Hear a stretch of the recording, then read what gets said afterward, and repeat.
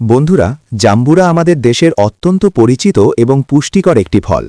Vitamin C এবং অ্যান্টিঅক্সিডেন্টে ভরপুর এই ফলটি রোগ প্রতিরোধ ক্ষমতা বাড়াতে অতুলনীয়। তবে এর সঠিক ব্যবহার না জানলে উপকারের চেয়ে ক্ষতিই বেশি হতে পারে। কোন সময় খেতে হবে? জাম্বুরা খাওয়ার সবচেয়ে আদর্শ সময় হল সকালের নাস্তার পর অথবা দুপুরের রোদেলা সময়।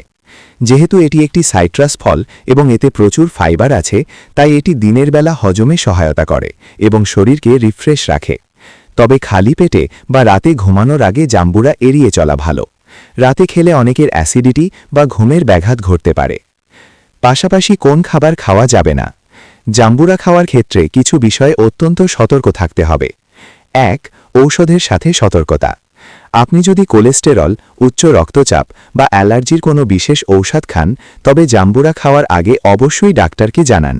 জাম্বুরা ঔষধের মেটাবলিজমে বাধা দেয়, যা শরীরে বিষক্রিয়া তৈরি করতে পারে। ২. দুগ্ধজাত খাবার।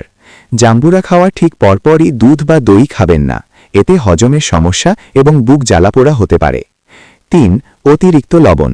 অনেকে জাম্বুরা বেশি লবণ দিয়ে খান, যা উচ্চ রক্তচাপের রোগীদের জন্য ক্ষতির কারণ হতে পারে। বয়স ও খাওয়ার পরিমাণ। জাম্বুরা সব বয়সের মানুষই খেতে পারেন। শিশুদের ক্ষেত্রে ১ বছর বয়সের পর থেকে সামান্য পরিমাণ রস দিয়ে শুরু করা যেতে পারে।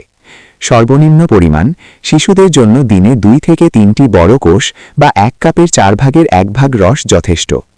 সর্বোচ্চ পরিমাণ, একজন সুস্থ প্রাপ্তবয়স্ক মানুষের জন্য দিনে একটি মাঝারি সাইজের জাম্বুরার অর্ধেক বা সর্বোচ্চ ৫ থেকে ৬টি বড় কোষ খাওয়া নিরাপদ।